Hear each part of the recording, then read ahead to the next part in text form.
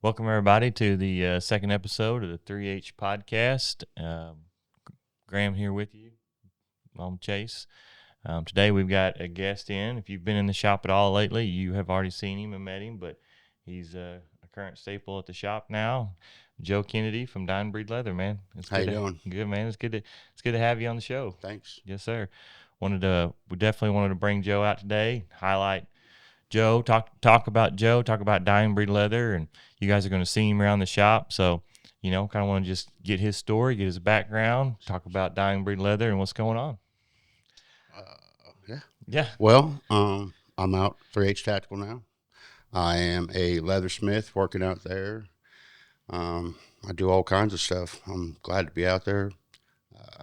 Gearing a lot towards, I guess, holsters now that I'm out in the tactical world of 3H, all the guns and all that. So, yeah, we're working every day, learning a bunch of cool stuff about guns. The shop does all kinds of cool stuff, despite what I do. So yeah, I enjoy being there. well, Joe, you do a bunch of cool stuff too. You're just adding to it. That's the cool part right there. That's right. We have a lot of cool stuff going on in the shop all the time. Joe has just definitely elevated that for sure. Not only offering all the leather products you have, but you've elevated just lots of creativity, artwork around there. Yeah, it's a Ten, creative ten, place. tenfold. It is. It is. It is. So for people that don't know you, Joe, kind of give us a background. Like where'd you start out at? Where you grew up at? Kind of how you ended up in Arkansas. Let's start there. Well, I was born in Boulder City, Nevada. Okay. Lived there, went to high school there, grew up there. Graduated, left when I was 19 years old. Drove my pickup to Oregon, and I was in the Northwest for about 20 years. Wow. So What, made my way up there. what drew you to Oregon? The rain, water, trees. Growing up in the Vegas Valley, there's nothing but Stark dirt different. and sagebrush as Exact far as the eye opposite. can see. Yeah, so Yeah. that and it's 115 degrees almost all year long. So Yeah. yeah, some shade, I guess, Yeah. some water. That's a good draw. That would be Yeah. a good draw. So moved up there, get started working right away. You went to school. Yeah, I went to work at a fab shop when I was 19. Started welding. That kind of started my welding career. I welded for almost 20 years probably. But that started my welding career. Got into fabrication and stuff like that. Bounced around different jobs in the welding fabrication field. Ended up a pipe fitter out there and a welder at a company called Mascot. Worked for them for about 10 years. We did aviation fueling, a lot of stainless welding, stuff like that. But that was a cool job. Yeah, that sounds pretty cool. Got in a motorcycle accident in 2017. I got hit on my bike. We had just got back from riding all the way to Las Vegas and back, and I was at a stoplight in the town I was living in and got rear-ended about 60 miles an hour by an old fella that was lost. About broke my neck. So with those injuries, I became a liability in the pipe fitting and welding world. So I had a really good job for American Heating, big company out there, but I couldn't put pipe on my shoulder anymore. So I already knew what was coming. So I just went ahead and resigned. Had my surgery, had some spinal surgery, got some artificial stuff in the top of my neck. And that really pushed me into doing my leather full time. Yeah. So that was kind of the big push in 2017. So at that time, were you kind of doing leather at home on the Yeah, side? prior to Yep. that, so I started my company, the name of it in 2008, Dime Breed Leather, and Where did that come from? Where did Diamond Breed Leather come from? just out of my head, I Yeah. suppose. I was still on the road with my guys, and we were in Seattle, and there was a little tannery there in town.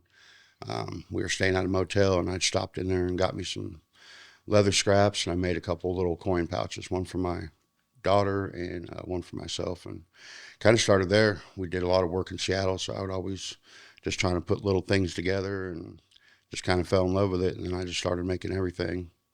Then started going to the motorcycle rallies, avid motorcycle rider. So I started going to the motorcycle rallies and building stuff out there, and it was a huge hit out there. So that's what I did for a lot of years. I didn't have a shop. I just went to all the big motorcycle rallies and worked out there and made money. Awesome. Been riding bikes. How long you think you've been riding About bikes? 20 years. About 20 Yeah, years. about 20 years in. So love it. Who got you started in that? friends? Yeah, it was something I always Or just wanted to do. interest, yeah. Yeah, yeah. I bought one, and now I got 5, I think. Kind of like suppressors. Yeah, he ain't got a garage big enough. That's for damn sure. Yeah. The one's stuck in the flower bed right now because So- trying to get it out of the snow. Did you have anybody when you got interested in leather work that you kind of, I hate to say apprentice under, but learned under, or kind of showed you some of the ropes, or were you pretty much self-taught all the way? Not really. Yeah, I just started looking at stuff and Right. building it, which I still do to this day. If I look at something, I just figure out how it was done, how it was made, and then I try to make it better and try to put a twist on it. That's awesome, man. I'm still doing it to this day, but yeah, that's how I come up with a lot of stuff. I think that's what, Joe, that's what we talked about last podcast, is that one of your greatest gifts is how you can just visualize something and create it. Yeah. That artistic ability you have, man. It's just amazing. It is You a can't gift. learn that. Obviously, you got it or you don't. Yeah. So the biggest thing I've noticed in your leather work too is not only it's not high quality leather work, but it's your artwork on it is, bar none. It's awesome. Yeah, thank you. Very, very impressed. Every week I'm impressed with something new you make in there. But where did you get started, or how did you get started? Is that something you've been just always done your whole life as far as enjoying art? Yeah, my art I've done since I was a little kid. Growing up in Vegas, there ain't a whole lot to do when you're a kid. Can't gamble and drink. Legally. My dad, one summer, I was like, man, I'm bored. My dad's like, why don't you draw? Well, I don't know how to draw. And he drew me this little bitty airplane, and I drew one. He's like, man, you should draw more. And I started drawing, and my artistic career, I've been drawing since I was a young man. I started painting. I've been through airbrushing, didn't really like airbrushing. I've been through almost every media of art. I started oil painting for a long time. I still love oil painting. That's probably one of my favorite mediums to work in. I just don't have the time because it requires a lot of it. Let's see. I worked in a granite shop in Ohio. I lived in Ohio for almost 3 years, and I was sandblasting tombstones. And the guy saw some of my personal artwork, and I started etching granite with a diamond tip Dremel. So I did that while I was in Ohio. So I have some tombstones and some cemeteries out there that'll be here long after awesome. I'm alive. So that was pretty cool out there. I won a couple awards at some shows as part of an art guild in Stockport, Ohio, with a bunch of really cool artisans. But yeah, I came into leather. I love it. I tattooed for a while. My best friend, Christopher Angelo, he owns a tattoo shop, one of the most successful tattoo shops in Oregon in Sandy, called Pacific Northwest Tattoo Collective. And him and his partner, Jake Nolan, have since moved to Texas. They're down in Mount Pleasant, Texas, and they opened up a brand new shop called the Hideaway Tattoo. So I tattooed at their shop. I tattooed since I was a kid, messing around, but I got to go into their shop, and I learned a lot from those guys. Kind of like working with you guys. Very positive all the time, most of the time. We all have our days, but a very creative space. We all just inspired each other every day, man. And I think that's what's super important. Oh yeah. To be successful. And again, at 3H, I found that you got everybody inspires everybody else. There's a lot going on. Mistakes are to be made. Yeah. But well, that's how you learn. Nice. It's nice to be around creative people and always trying to innovate. You don't try to step outside your comfort zone and box every once in a while. We don't ever. Oh yeah. If you ain't nervous about something. Yeah. Then. And if we do something and it's not good, we're going to tell each other. Absolutely. Hey, that's not your best work, but we could do this or that. Maybe polish it up a little. I think that's been a huge key factor for us. And I think I had to talk with each and every one of y'all when you joined. I said, hey, we're all grown men here. You know what I mean? If there's something wrong, you see something needs to be fixed, tell us, and we're going to address it and fix it. We're not here to hurt anybody's feelings or anything like that. We're just here to make the company better, both of our companies. Exactly. And, we've worked off each other a lot, and it's been great having you there. Yeah, it's nothing personal. We just want to put the best product out because I know what each and every one of us, our potential and what we are, absolutely capable of. And, if it's not up to that standard, we're gonna tell each other. Yeah. Yeah, we don't have many dull moments. we're always creative. Sometimes the way we tell each other is a little more colorful than others, but Well, we got Rick for that. We got Rick for that. And yeah, absolutely. Team motivator. Yeah. So you've been in art your whole life. It shows, man. When you sit down, it's unreal. I mean, for two gun guys like me and Chase, and I'm speaking for Chase, but I'm sure he would agree. It's absolutely unreal to see you sit down and just draw something real quick, and it looks like an absolute portrait, and it's just a sketch you've just put out in literally 10 minutes. That I could spend a year on that same exact picture, and it wouldn't look half as good. So, you're a very talented artist, man. I appreciate that. So if you want to talk about how you kind of ended up at 3H? How we kind of ended up kind of merging together? Yeah. So, I mean, you and Chase were friends, knew each other for a while before then. Yeah, but I've been in Arkansas. I think April will be 3 years. What do you think of Arkansas overall? I love it. I like it. It's definitely different. Things definitely move way slower here. I'm from I'm from the West Coast originally, and I come out here, and everyone told me no one's in a hurry to do anything in Arkansas, and that's a fact. So it took me. I'm running around, and I still run around. I'm always doing something. But I had met some acquaintances. I got a little building over here by Atwood's local sporting goods store. What is Atwood's? Something like that. Outdoor store. Yeah, Atwood's. Across from John Deere. Yeah, I had landed a building, and I had a little shop. I was super excited about that. I had never had a storefront before. Unfortunately, it only lasted about 7 months. But while I was there, I made a good name for myself in the Valley. Made some friends in the motorcycle community. Had a bike night. It was pretty successful. A fellow bought the building. We couldn't come to terms, so I left. I had met Chase about a year before that, and an old friend of mine took me out there and introduced me, and he was actually the first person that let me put some leather in his pistol cases, which I thought was super cool. So I had known Chase. He would call me once in a while, building this, building that, a holster, wallet. So I appreciated that. So I knew Chase, and then we just got to know each other better, and then I went out there when I lost my building.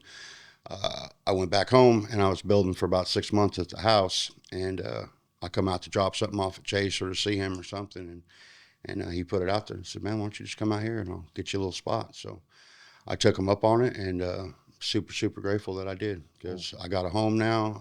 I got some new friends, new family, you know Absolutely, what I mean? man. And yeah, man, it's super awesome. I'm glad I'm there. Awesome, man. We're glad to have you there. Yeah. And, if anybody hadn't seen the back of the shop, me and Joe have an office back there together now. We spend lots of time. I'm on one side of it with the laser, and he's on the other side of it with the leather work, and we're usually in there with our head down getting done. But we've talked a bunch and became good friends over that short amount of time.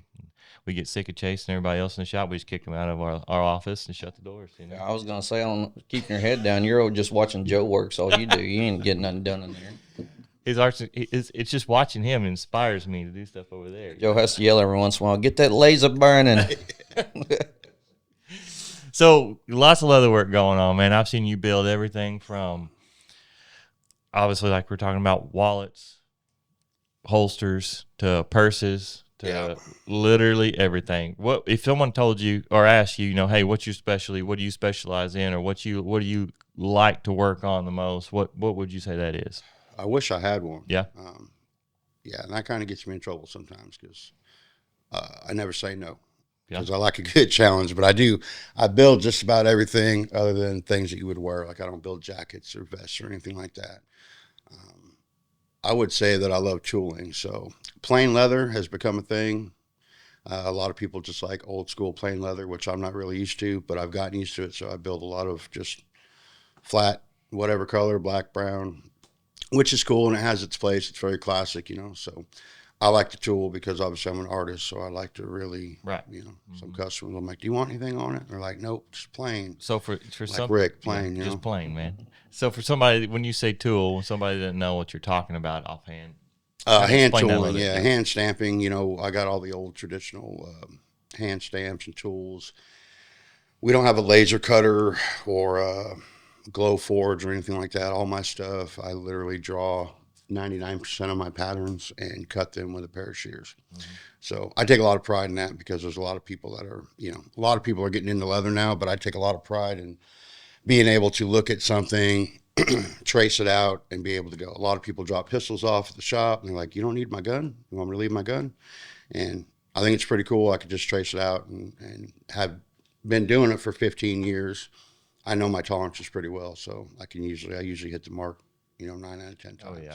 So That's how we really started doing business together. Was people when I figured out you could do that, I would just have somebody leave their gun there, and I'd draw it out on a piece of Yeah. paper, Yep. and then I'd send it to Joe, and then he would make it. That's kind of how we done business together for the Yeah. first year. I would tell Chase, And just have them trace it out. yeah, I was like, really, that's all I got to do? Because at first I was trying to get them in contact with you to meet them and all this stuff, and then once I figured out you could do that, I mean, our business your relationship worked much better at that point. It's a game changer. Yeah. Yeah. Pretty cool. A lot of the newer stuff, sometimes I need a pistol with the flash sights, but Yeah. getting more and more templates for that because there's so many new accessories in the gun world that, Even building tack lights and scopes and several holsters with suppressor Yep. ready holsters. Yep. Several of Suppressors them. are huge, so I'm starting to do some of that. But yeah, it's cool. It just takes us further and further into the Someone innovation of everything. So someone comes in the shop, they need something made out of leather, short of article of clothing, you can take care of it. Absolutely. You just started making that new leather or the lever gun sheaths, man. Those things are pretty Yeah, cool. gun sheaths. Yeah, I'm in production with some really cool rifle scabbards. I've been wanting to make them. I've made a couple through the years, but I've really been wanting to make them the way that I want to make them for about 5 years, and I finally am working. I got 3 of them in production right now. So. Well, and just that's another thing. What we talked about on the first podcast about our work and the stuff we put out. We're testing it. We're vetting it to the absolute nth degree before we put it out and do it. I've seen that from you. Yeah. Literally since the day you walked in the shop. You may be absolutely up to your eyeballs and working, but on the side, with any downtime you have at all, even if it's 5 minutes, you're working on a little side project little or something. prototype, Yeah, little prototype of something, and then you have that, and then you'll hand it around to everybody at the shop and be like, "What you think? What do you think? Put this on. How does it feel?" Yeah. It's just vetting that process farther and farther and farther before you put it out for somebody. Like you're explaining to me on your rifle scabbards just the other day about using synthetic wool versus traditional Right. real wool to tell people kind of more the reasoning behind that, and I thought that was really cool. Yeah, and I'm pretty meticulous. If I'm going to build something, I do my research for sure. And what I learned in doing my research before I acquired the materials to build these things the right way is that real wool will wick moisture, so you don't want to put your rifle in there and have it rust. So about the synthetic wool, it doesn't wick moisture, so that's what people are using. So got some of that now, so I'm ready to rock and roll now. I'm putting them together. I'm working on one with a full buffalo scene on it right now. Super excited about it. I got it with me on the truck. I'll be working on it today.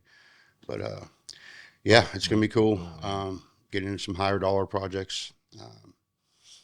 Like I said, I make just about anything. I did craft shows for a long time. Haven't done a motorcycle rally since I've lived in Arkansas in 3 years, but we are hitting the road this summer. I think we have 2 in Texas and 1 in South Carolina that I'm going to do. So I'm going to get back out there in the motorcycle scene, and it's come a long way. A lot of people have known me for 15 years back there. They look at my work. They follow me on Facebook or Instagram. And they're like, "Man, your stuff has come a long way." And they're still supporting me from the West.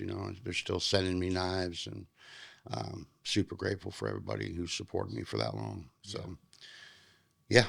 I think you've done a great job of innovating. Like you innovate stuff really fast. Just like what you're saying, how your work's grown from back then to now. But from what we've seen just at the gun shop, the difference in how you first started doing holsters to what you're doing now. I mean, you just come up with a new prototype you sent me last night that was like a game changer where you can put it on your belt 3 different ways, all on the same holster. Yeah. Stuff like that. I mean, you just innovate really fast, and you've done a good job.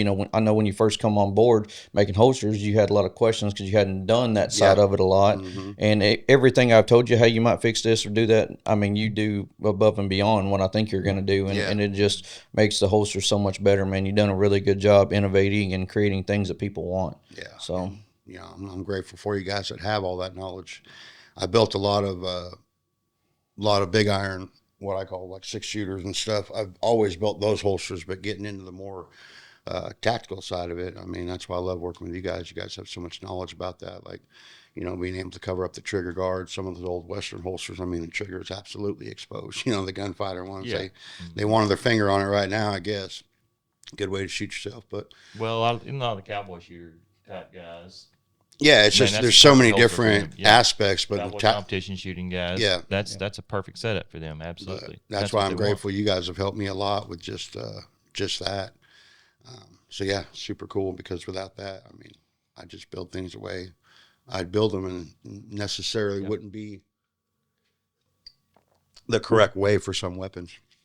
So yeah, you guys have helped me progress too, man. Like I said, I've learned a lot working there. Well, I think it's been a two-way street again. We have absolutely. You've helped our Cerakoting and artwork side, Yep. laser side. I mean, by the stuff that you showed us and just the art mindset that you have, man. You can Yep. been many times you've showed him something on a laser. He'd be like, "I do this, this, this, and this," and then boom, and it all comes together. You know I what I think I mean? touched on this last episode, but making scenes on the side of shotguns pretty popular for us, Right. and engraving. Real popular things, turkey or duck hunting scenes on the side of shotguns, and they look really cool. But I was finishing one up just the other day that Joe kind of helped me with the layout on, and depth and perspective and all. And I had to rob an image off one of the first ones I ever built Right. to finish the one we were working on. I went back to it and opened it up, and I was like, "Oh my gosh, that looks terrible compared to what I'm doing now."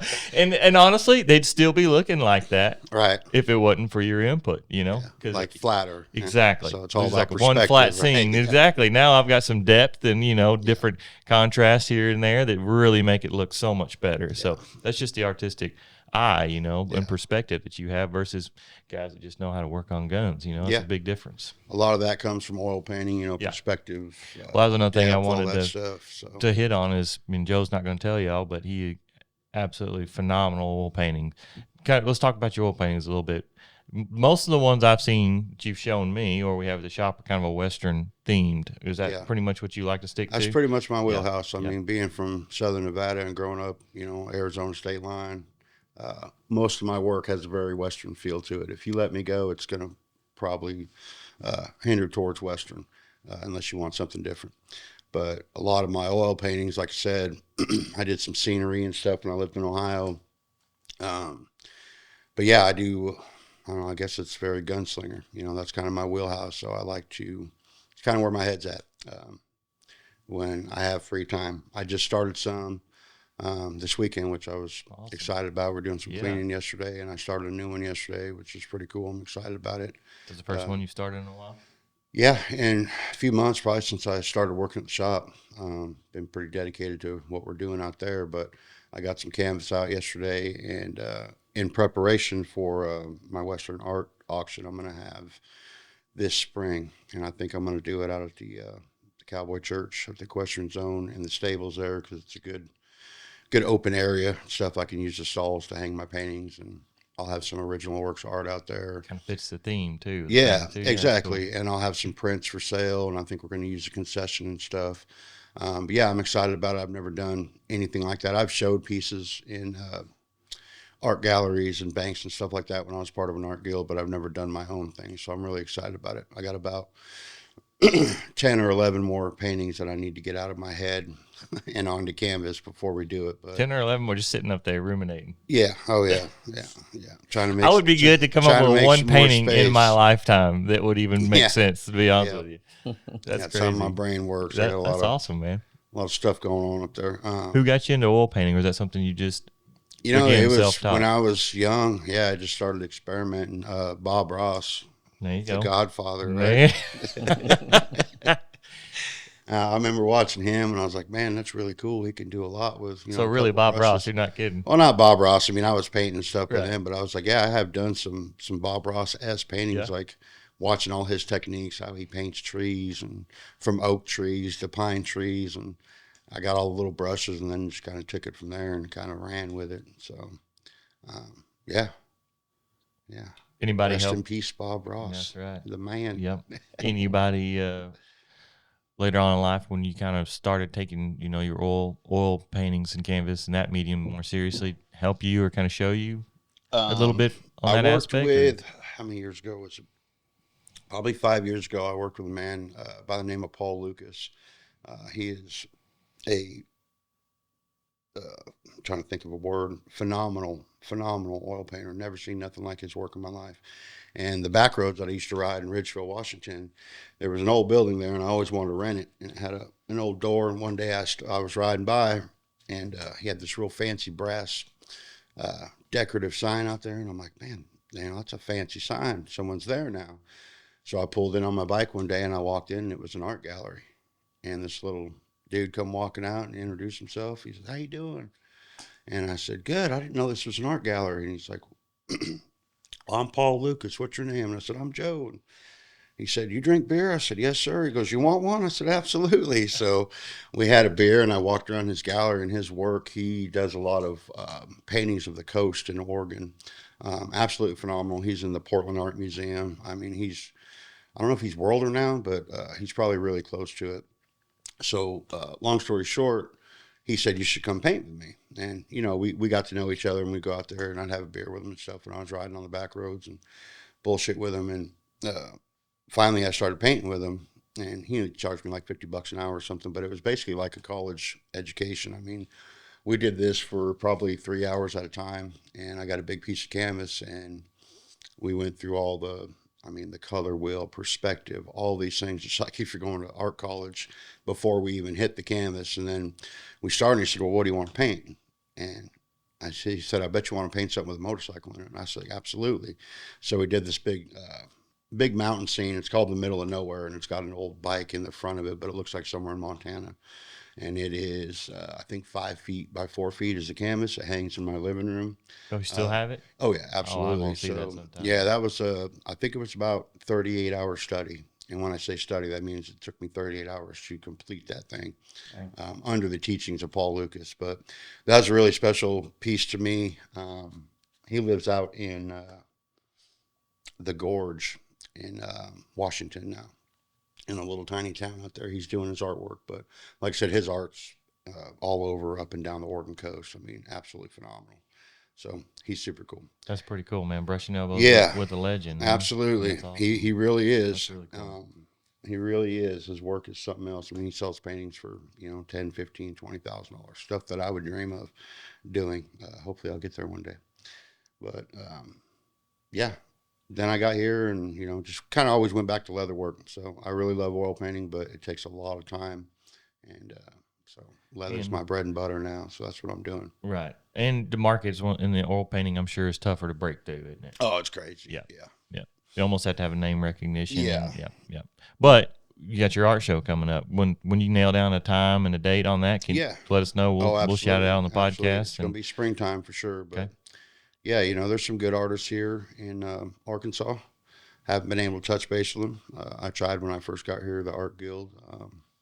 Just can't get a hold of people. So kind of, I think you got to be in with the in here, and I'm on the outside, and I'm fine with that. So that's okay. I'm going to show them outsiders. That's why you're with us. I'm going to show them what's up this spring. It's not that bad. Yeah. No. Well, here's your chance. Any artists that want to work with or kind of collaborate with Joe Kennedy and Diamond Breed Leather, would you be open to that? Yeah. To an extent. Yeah. Absolutely. I would be open. I'm always open. Yep. To working with other people. So yeah, I just kind of do my own thing. So I don't know. My style is so much different than everybody else's.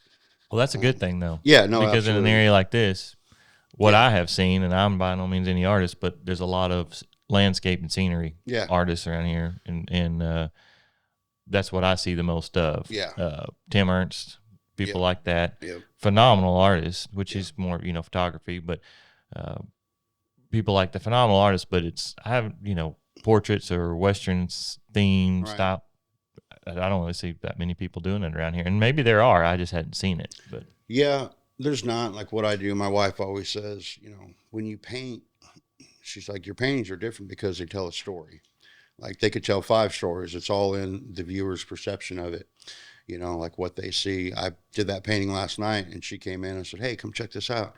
And she saw something completely different than what I saw. And then when I thought about how she saw it, I seen it, and I was like, man, that's really cool. She's like, that's what's cool about your paintings. You don't know what this old gunslinger's doing. You don't know if he's riding in town or what. She's like, it tells a story, and that's what I try to make people do, is open up their imagination. You know what I mean? Yep. Don't be in this little box. You know what I mean?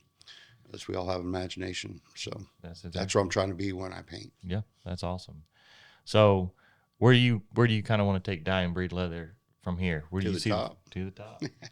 Number one leather company for all your Yeah, leather needs, yeah, man. I'm not interested in being number one. Yeah. I'm just really interested in being really good at what I do. That's a pretty cool statement right there. You know what I mean? So there's a lot of good toolers out there.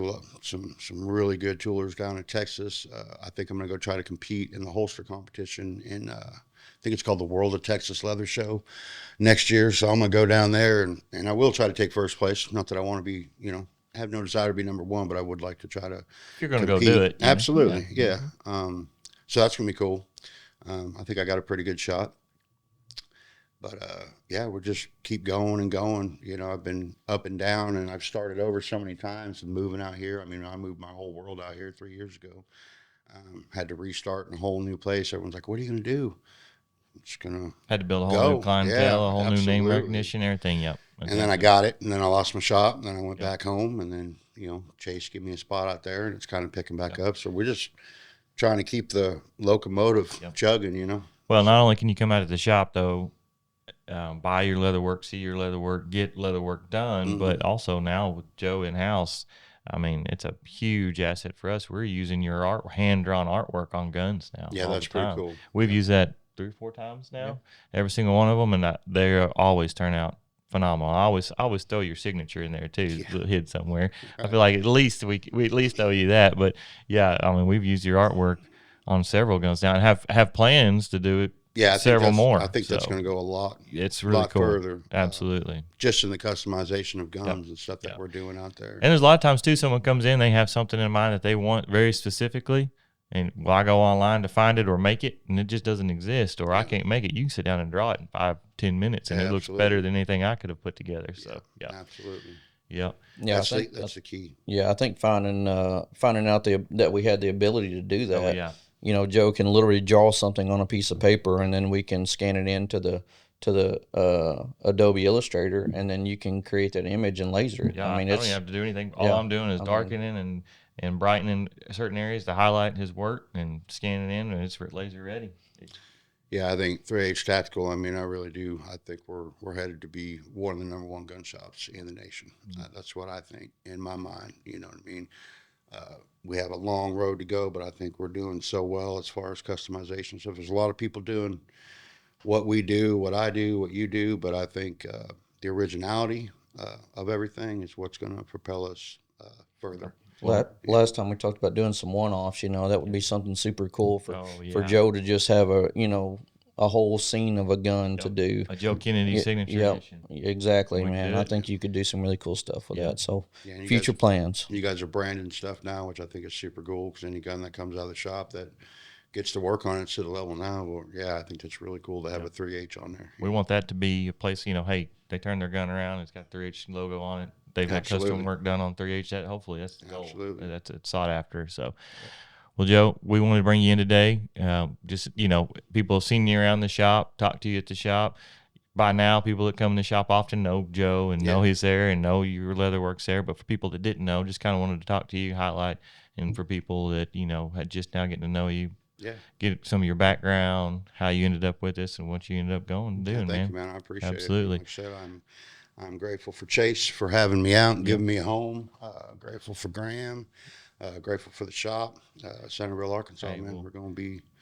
We're equally as grateful, man. And speaking, personally and from Chase, I was grateful to make a close friend like you, man. Yeah, absolutely. Likewise. I've been extremely thankful to spend time with you. Yeah. So at the end of every show, I like to finish with a few questions from somebody. So I got a few questions for you. Okay. All right. Do you remember what was your first gun, Joe? Do you remember your first gun you ever got? My first gun was a 22 long rifle. Classic. My dad gave me. Yep. Single shot, breakover. Single shot. Single shot. Yep. Dad gave it to you. Mm-hmm. Do you still have it? It's in his safe back in Washington. Still got it. Awesome. I ain't got it yet. Yeah. So but it's still in possession. Yeah, absolutely. Okay. Yeah. What's the next gun you want to buy? The next gun I want to buy. We see a lot of them at the shop. What were we looking at the other day? That Henry. Oh yeah. What was it? The a shorter Homesteader version. carbine. Yes. Oh yeah. What's the Homesteader? I saw that. I was pretty interested in that. That's right up your alley there. The old lever gun. I just thought it was cool. It is cool. All right. Favorite motorcycle? I know that's a loaded question for you, but money's no object. You can go out buy any motorcycle you want. What is it? I'd probably go buy another panhead if I could find a knucklehead, which they're dinosaurs now, and have good luck trying to find one. Yeah. I have a panhead, but I would probably go buy another one. I mean, Again, like can't have too many. Yeah, that's right. Yeah. So Okay. yeah, A favorite place to go visit, man? If you could just get on your bike, go out there for a week, come back, where's your favorite place to go visit? man, Oregon. Oregon. Yeah, it's absolutely beautiful out there. Yep. I left. It just got too expensive to live out there. But man, mountains, rainforest, the ocean, everything's an hour in each direction. There really ain't no place like it. You know what I mean? It's probably the most beautiful place I've ever been. Yep. Just can't afford to live there. I haven't been out there, but just from talking to you, and I've got some friends that live out there on Pacific Northwest area. I've always wanted to go, so definitely on the bucket list. Love it. Yeah, absolutely. He showed me a picture of elk on the beach out there. I said, I'm in. Yeah, I'm in. Yeah, there's like 30 head of elk out there, and wife can still go to the beach. You can still hunt out. Perfect right. scenario. Perfect scenario. that's Pacific Exactly. City, Oregon, 2 for 1. right south of Tillamook. But You think you can shoot them off the ocean? You probably could, maybe not legally. You know what I mean? we used to come out of the Pull some Yale bars. County stuff. Yeah. We used to come out of the bars drinking in Warrenton on our bikes, and there'd be 15 of them right there in town. We'd literally get on our bikes and Have to weave through them? absolutely. You get home? I mean, you're right Dude, there on the coast. Could you imagine living a life like that? No. All right. Well, we appreciate everybody for listening to the second episode of 3H Podcast. Joe, it's been great to have you on, man. Thank you. We appreciate you Appreciate having me, y'all. man. Absolutely. We appreciate you at the shop. Yep. Anybody Love come you out and guys. see us at the shop, you can come see Joe for any of your leather needs, Dye and Breed Leather Company. Thank you, man. Thank you. Yes, sir.